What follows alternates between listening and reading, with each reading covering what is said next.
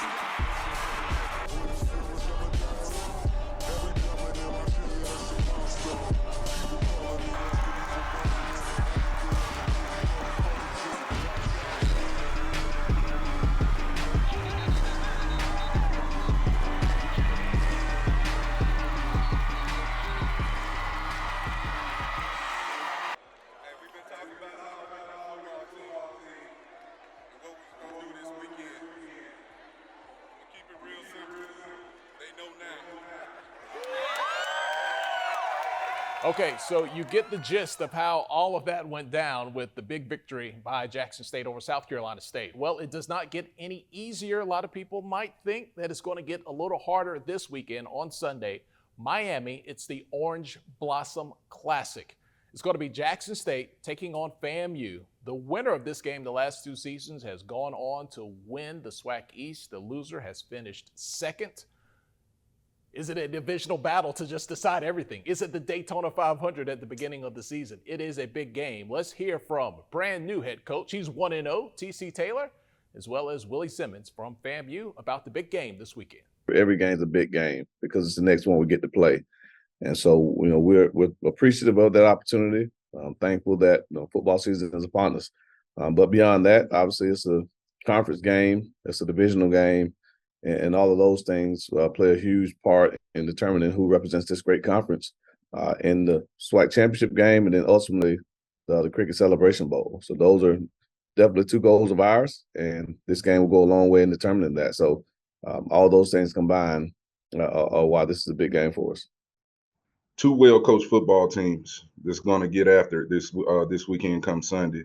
Coach Simmons is a great coach. He's done some awesome things in this league, in the MEAC. He's been around. He has a great staff. He got good players, 10 all-conference players on the football team. He has the offensive player of the year right now for his preseason offensive player of the year in Musa. So it's going to be a competitive game. This is the one I think everybody is, waiting to see, and we know the magnitude of this game. The last couple of years, the winner of this game has really went on to play for the SWAC championship. So to get this kind of game early in the season for HBCU, it's going to be good. I don't think it'll disappoint like it had in the last couple of years. Okay, as promised, our ace SWAC correspondent. This man is well-traveled. I think he's in Houston right now. Chuck, Charles Bishop, Houston, right? That's your location for today. Golf takes you everywhere, as well as football. Houston is the home base today, exactly. All right, Chuck, man, Miami is going to be the place to be on Sunday. You've seen Jackson State. FAMU, they're rated top 25 in the country. They coming off, 9 wins in a row from last season. Man, this game has never disappointed. I don't think we'll have a disappointing game this weekend. How do you see this one shaking out in Miami? Well, it's Ali Frazier 3 when you're talking about this Orange Bowl Classic Part 3. But I tell you what, Jackson State last week, they checked all the boxes offensively, defensively, special teams wise. It was a tremendously impressive performance by that Jackson State football team, taking out what was a Celebration Bowl nemesis in South Carolina State.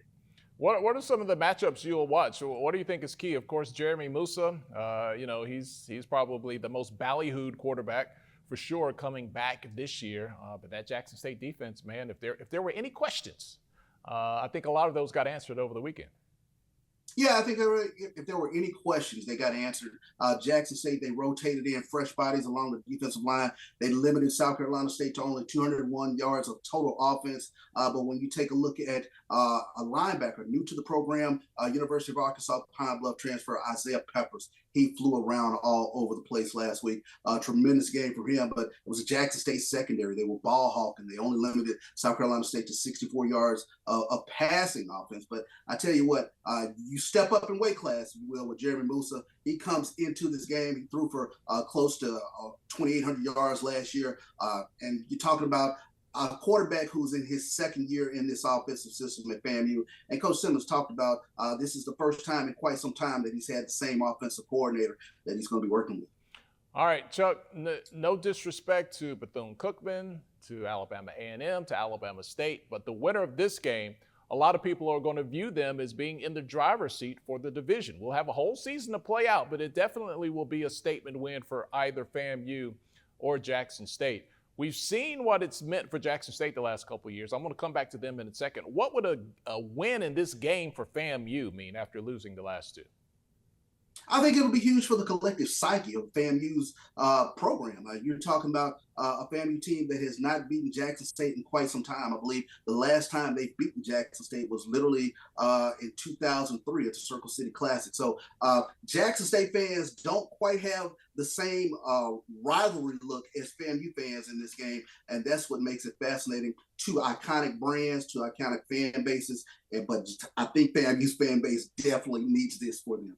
All right, for TC Taylor to go 2-0 and for his second win to be against FAMU, what would a win mean for TC?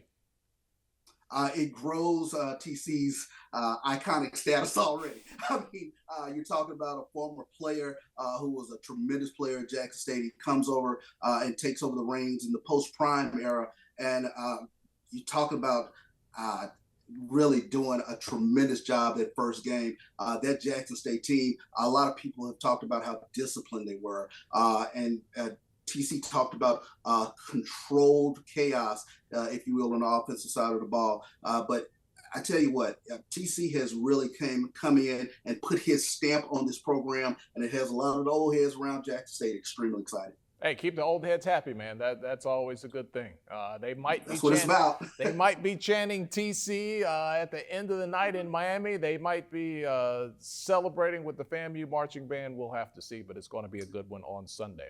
All right, hold on, Chuck. I want to talk to you some more, but let's get to something you might have seen this summer already.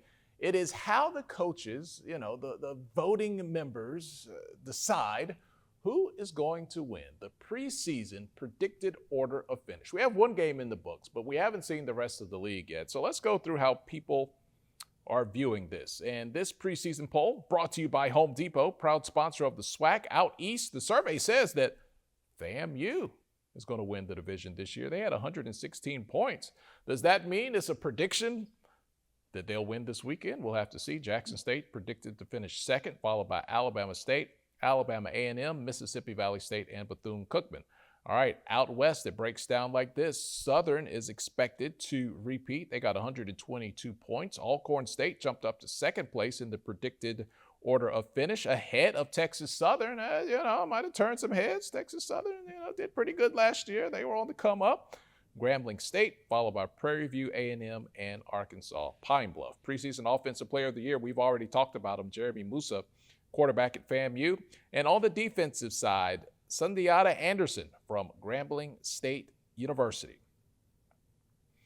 All right, so we have talked about the big matchup for the weekend here on Pepsi SWAC Game Day. Let's take a look now at the rest of the weekend schedule in the SWAC. On Thursday night, we have Arkansas Pine Bluff there at Tulsa. Saturday, it's the Chicago Classic, Mississippi Valley State versus Central State. Big out-of-conference matchup here, Grambling versus Hampton.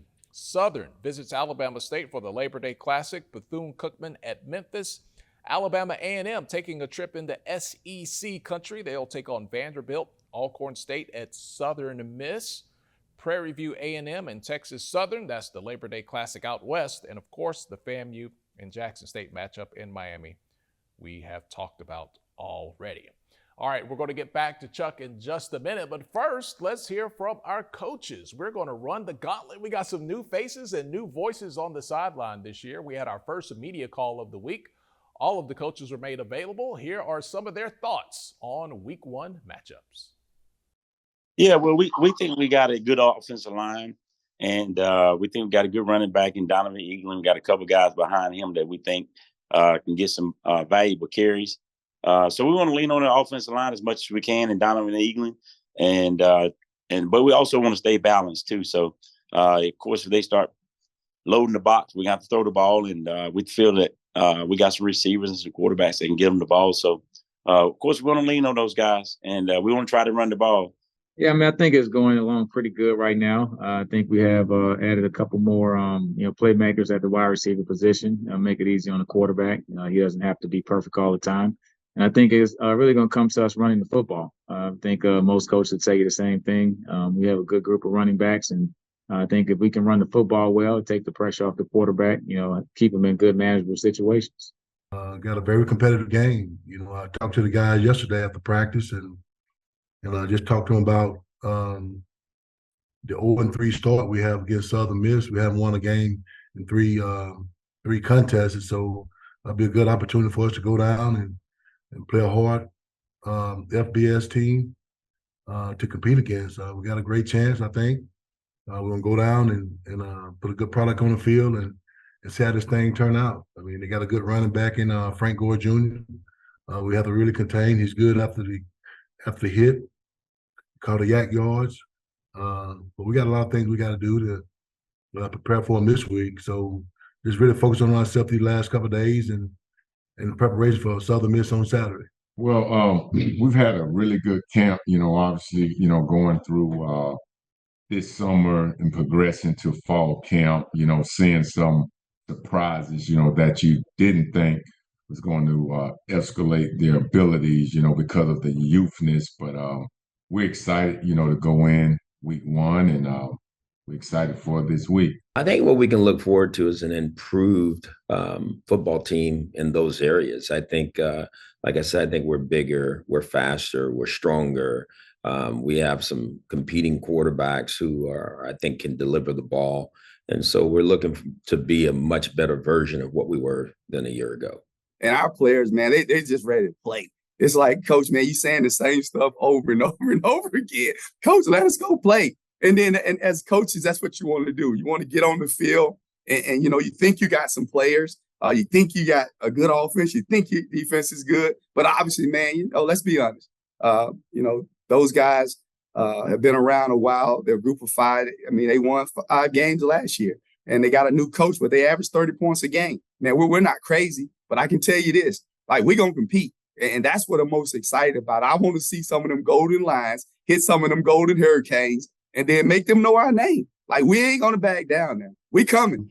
Camp went well. We came out relatively healthy, which is the most important thing, just making sure we're doing things the right way, coming out healthy. One of the greatest challenges was just trying to survive this heat here in the Mississippi Delta. It's a little bit different than most places. So just managing that and doing the things we need to do to make sure we keep our guys healthy was very important. Central State, a team we opened up with in Chicago, in the Chicago Classic team from the SIAC.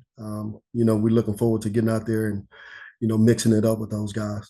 We were blessed to get some guys out of the portal. And again, initially we were trying to do a bit more high school guys, but then, after seeing what everybody else is doing, we decided to go a different route and get some guys that come in and replace some good dudes that we lost last year, in order to help us get to where we need to get to this year. And that's the championship. That's the goal of everybody, to get to that championship, play for the SWAC championship. And like I said, we did really good as far as the bringing players in and filling spots that we needed to fill. And we're not as bad as everybody think we are. Trust me. I thought we had a very, very competitive camp. I'm talking about through all the positions, and that's what you hope for when you try to bring a team in coming into your second year. You had some players that you established from the first year that came back that's doing a great job. And then we are through transfer, JUCO, as well as other 4-year schools, we was able to bring some guys in that we felt that fit our program well. So I thought camp was very, very competitive, just like everyone else is very, very hot, but we had an opportunity to move some practices around. So that afforded us the opportunity to go out where it wasn't as hot as it would normally be. So, and moving into this game right here, you're talking about playing an Alabama State team, Eddie Robinson type team. He's putting his stamp on that program as well. And I know the type of individual that he is. So I look for a hard-fought game coming Saturday. Yeah, the Labor Day Classic has been a big game for us. It's a rival game. It's a battle of Houston. A lot of split households that week, and it gives you if you can be out front in our side of the conference. So that's a huge game. We're looking forward to it. Okay, this week's preview was brought to you by Academy Sports and Outdoors, official sporting goods and outdoors retailer of the SWAC. Okay, Chuck, we've seen the schedule all summer long. So what we're getting into this weekend has been a whole lot of anticipation. So we've had time to think about, what's going to happen there? What's going to happen over here? Who's going to be the key player there? Chuck, if you give, 2 or 3 of the top storylines you've been turning over in your head over the summer that you're hoping to maybe find some answers or just see play out as we begin the season. I think when you take a look at the SWAC West, I mean, it was topsy-turvy last year with a bunch of teams really jumbled in toward the end of the season. So the question for me becomes, who becomes this team that comes out of this tough SWAC West? You have Alcorn with Jarvin Howard, one of the toughest running backs in the league. You have Prairie View with Trayvon Conley, a quarterback coming back for his senior season. You also have some pieces that have been added to Prairie View, and Caleb Johnson, who rushed for over 2,000 yards during his career at Mississippi Valley. And then another transfer piece that is at Prairie View, Brian Jenkins, who's a former All-SWAC performer. And then you might have one of the most dynamic quarterbacks in the league, and Andrew Body at Texas Southern, a tremendous amount of buzz with this Texas Southern football team. This is the year a lot of Texas Southern fans have pointed to with regards to them getting over the hump and getting into the SWAC championship. Hey, they'll be doing the Humpty dance down in Houston if they get over this year, Chuck. I tell you. Yes, indeed. Traditionally we look at Texas Southern as sort of a basketball school, but this could be that football team that can really put them over the top. Hey, hoops. Hey, Johnny Jones does his part, but I'm sure he would love to have some competition in the trophy case there. He would not mind that at all. Chuck, thank you so much for joining us, man. We look forward to talking to you next week. Before we get into the games this weekend, enjoy some golf out there. I know there's a course with your name on it. Always out here in Houston. All right. That's Charles Bishop. He's our ace SWAC correspondent, and our weekly conversation with Charles brought to you by Nike. And that's it for Pepsi SWAC Game Day right here on the SWAC Digital Network. And we have a great partnership with our friends at HBCU Game Day. We're looking forward to bringing you action, highlights, interviews, our conversation with Chuck starting every Thursday right here where you are watching this video. We have a full slate of games as we kick off week 1, and we are looking so much to talk about it next weekend to see what happened, especially that big one down in Miami on Sunday, Jackson State and FAMU. A lot of exciting action. Hope you enjoy it. Stay safe out there. For Charles Bishop, I'm Tolly Carr. We'll see you next time.